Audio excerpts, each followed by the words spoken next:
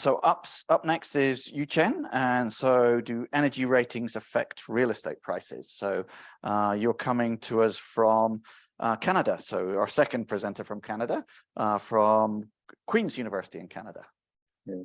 I was actually here since 8:30 for Hussein's presentation, but it was already panel discussing, talking about his paper instead Sorry, of him.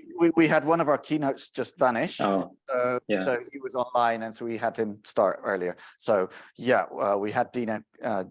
We have been juggling around with the schedule, but you're roughly starting on when you were meant to be starting, 5 minutes early. Yeah, exactly. All right. Over to you. I'll see. And I'm the discussor on this paper as well. Oh, that's awesome. Yeah. Can you guys all see the slides? Okay. Hear me okay? Yes, we can see the slides. Okay, perfect.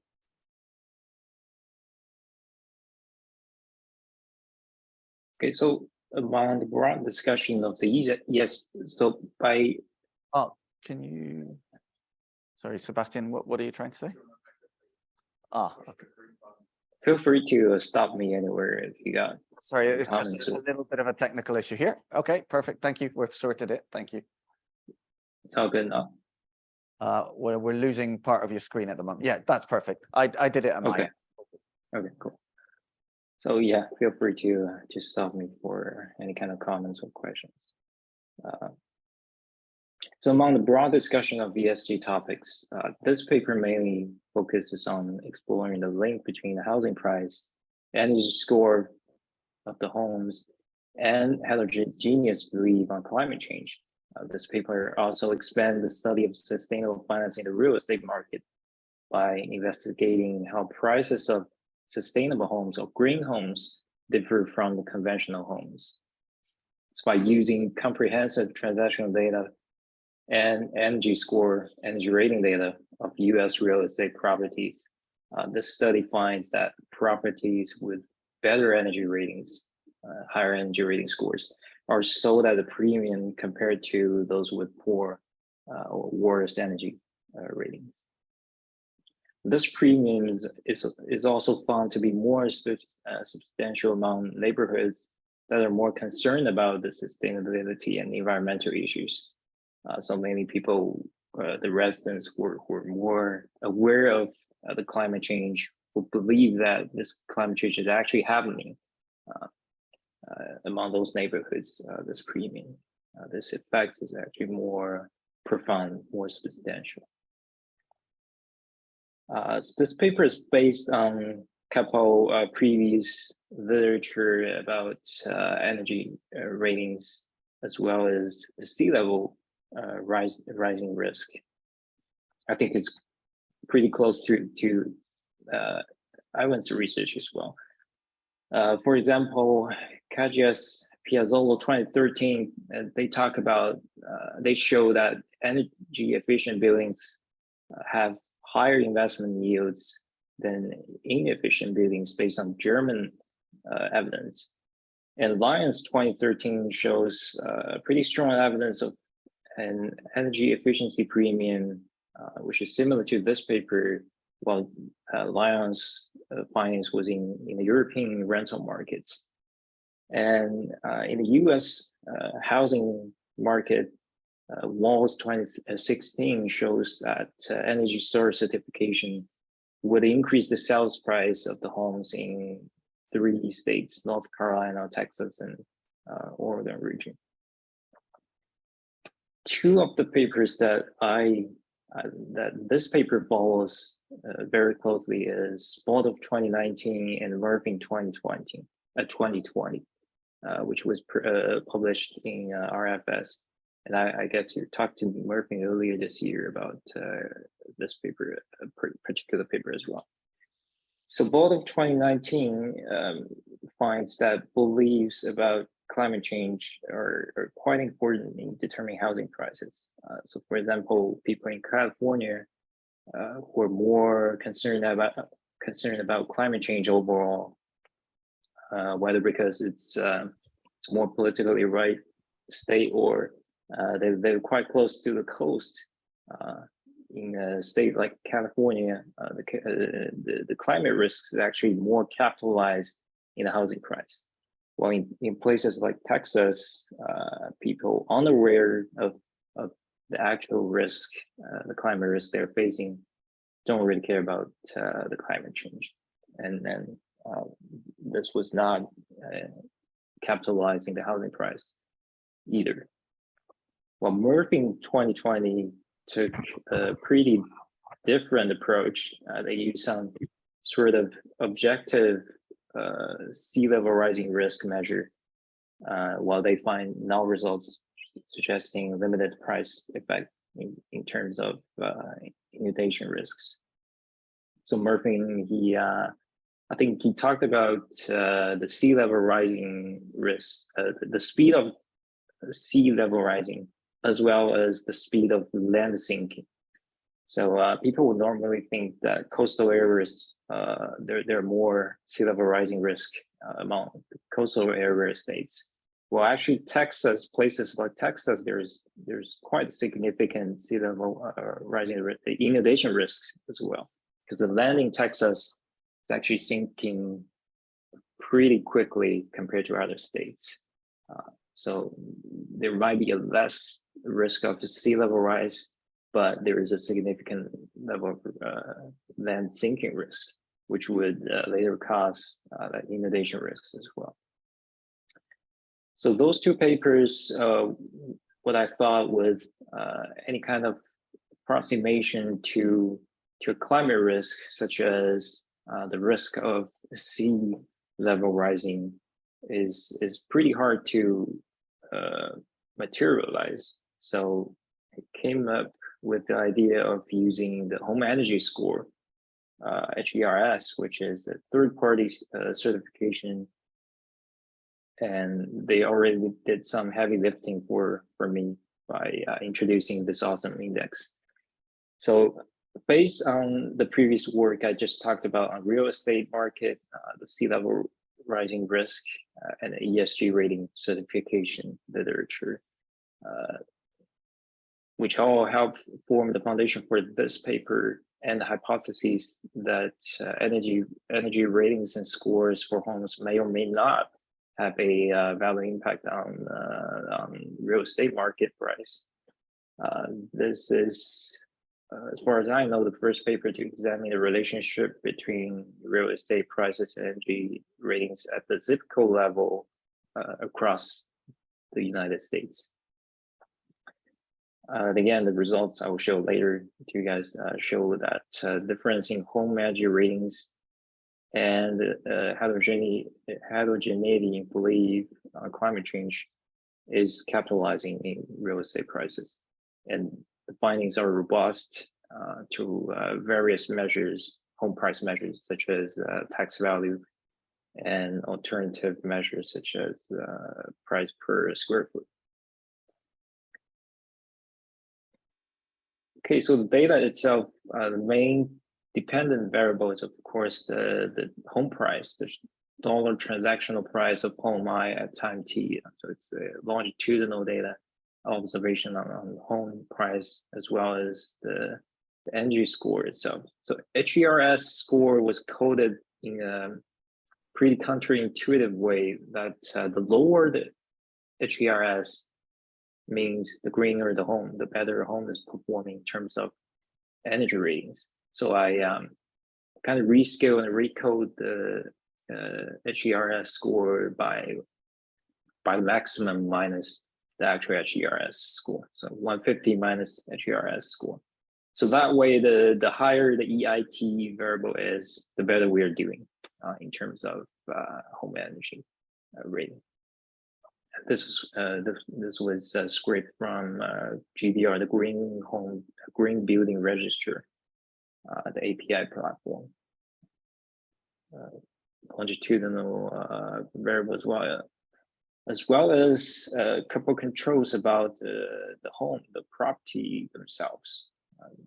Year fixed effect, how many bedrooms, bathrooms, the lot size of the home, and some indicators about the home features, such as garage, pool, whether it's a single family home. So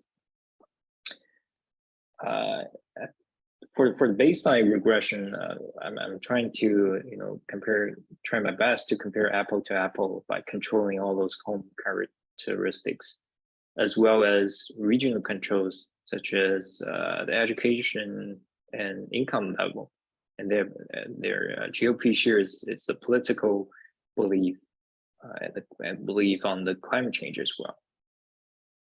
So some might argue that you can compare two almost identical homes, but the location always matters when people are shopping for homes, right? So education level and higher income level. So I'm trying my best to mimic two pretty close neighborhoods and comparing two otherwise identical homes. Or some summary stats on the variables I just talked about. The average home price is about $450,000 US, and energy rating score was about 60. So minimum 0, the maximum 150, and average about 60. The higher the score, the better the home is doing in terms of energy savings. Okay, so this BC here is percentage of people who actually believe or concerned about the climate change. So about 61% of the pool sample actually are concerned about the climate change. Sorry, was there a question? Oh no, sorry. Okay. Just got a text message about the next presenter, and I was saying great to myself. I didn't realize it. I apologize. Okay, no worries at all. So some primary observations or evidence from the matrix correlation you can see here is that the housing price is actually positively correlated with the energy score. So better energy score, the home is. I can't really say it's correlation, but there's some kind of positive correlation in the primary stage. And also the more percentage of population that believes in the climate issue, the higher the energy rating score is, and also the higher the housing prices, right? Okay, so move on to the very baseline regression by merely running the log of housing price and log of the energy score. We can see a pretty positive and economically significant coefficient. So about every 1% increase in the energy score would be associated with 1.652% increase in the housing price. So for $1 million house, it's about 1% of the 1 million. Increasing the housing price, right? So that's about $100,000, I think, yeah, $100,000 increase with every 1% increase in the energy score rating. And further, by adding the population control, so all those neighborhood characteristics to make sure we're comparing the identical in two pretty similar neighborhoods, high-income neighborhoods, and relatively better educated neighborhoods with similar population and believing in the climate change issues. We'll see a slight reduction in the coefficient, but still it's quite positive and significant. Okay, so the year fixed effect is added, is controlled among all the regressions to make sure that we're comparing the housing within the same year. Otherwise, there will be monetary or political policy effects involved. Okay, so further on to the belief about climate change and housing price, it will be interesting to investigate what's fundamentally different between the believer states or believer counties among the non-believers. So people who live in a neighborhood that are firm believer of the climate change issues, or there are some people who decide not to admit that there is some sort of climate issue at all. So our main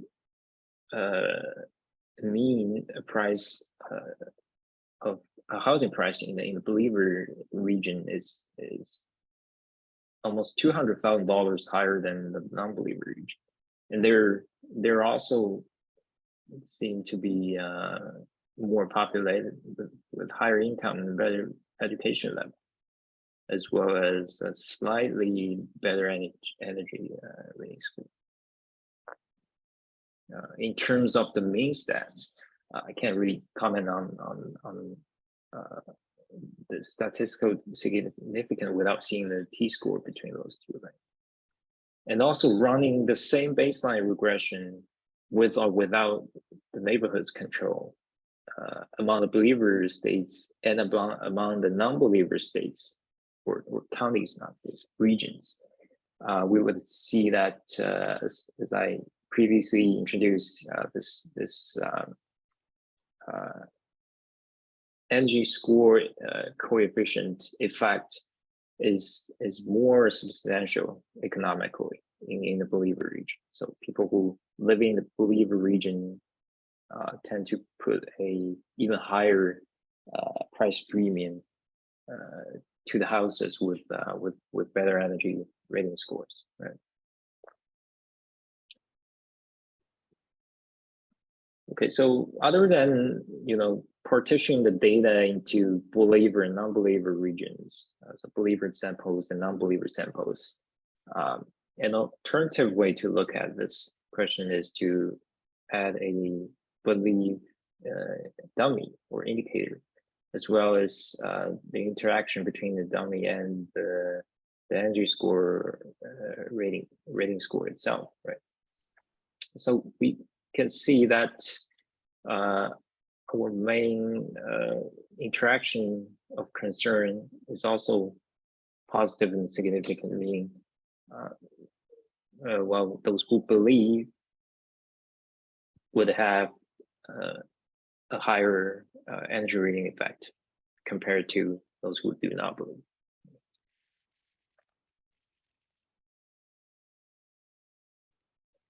And by all means, this paper, I was trying to do at least some sort of identification, but it's really hard. Things, I think, compared to nowadays, the home built previously, they're quite unique. So can't really do something like otherwise identical homes. Well, for nowadays, I think it's a bit easier because all those townhomes, as we see, or semi-detached, they're quite similar, almost identical to one of another, right? Okay, so some effort to at least present some sort of causality is to add a instrument variable, which I followed the Board of 2019 paper by adding the political belief, the GOP share, so the percentage of people who vote for the demographic Republican Party, the GOP share. So first stage is to show the inclusion restriction, that is the instrumental variable GOP share itself is correlated with our endogenous variable belief. And we do see that people who vote for Republicans are less likely to believe the climate change, which is mostly consistent to what we're observing in the reality, right? And adding the neighborhoods control does not change that coefficient. It actually made it more economically significant. Okay, so second stage is to run this IV regression by adding our actual IV, the GOP share here, instruments added to the regression. Quite weirdly though, not weirdly, it's the main variable of main independent variable is still quite positive and significant with minimal change in a coefficient economic value. Well, after I add some neighborhood controls, we see some pretty sharp reduction in the coefficient value. In the last column, it's not even statistically significant anymore. But in terms of the baseline and those two without housing controls, the findings are quite promising. The last piece of the table is just using the alternative measure of housing prices instead of the actual transactional price. So tax value issued by the municipal government or price per square foot. Those are regressions with pretty limited observations compared to our main baseline regressions that I just showed. But the overall results are I would say consistent with what we found previously. Okay, so a bit on the conclusion and contribution of this paper is that it finds support for the hypotheses that was claimed by many of the papers already previously, that difference in home energy ratings and belief on climate change are reflected or capitalized in real estate prices. And specifically, those homes with better energy efficiency ratings are sold at a higher price, so that the premium compared to their otherwise identical comparables. And it also finds that heterogeneity in belief about climate change have significant impact on the real estate market. Or else being equal, the green home premium, as I just showed, is more profound, more substantial in the believer region, the region where more residents are aware of the climate change risk than non-believer region. And future extension of this study can expand into different types of properties, including the commercial ones, which are more standardized. So barn is a barn, a warehouse, It's very comparable compared to the residential markets, where every house can be customized and quite unique. The study can also look at the rental market in different global markets, although even more people have already covered that matter. And different alternatives for the energy efficiency ratings, other than the one I adopted here.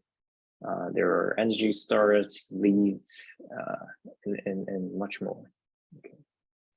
Alrighty, I guess, yeah, that's everything I have to present today. Thanks. Wonderful, YuChen. So I'm your discussant, but in the meantime, is there anybody that wants to have a question straight off the bat? Oh, look at that. I'll go for Peter first, because he's been watching this intensely.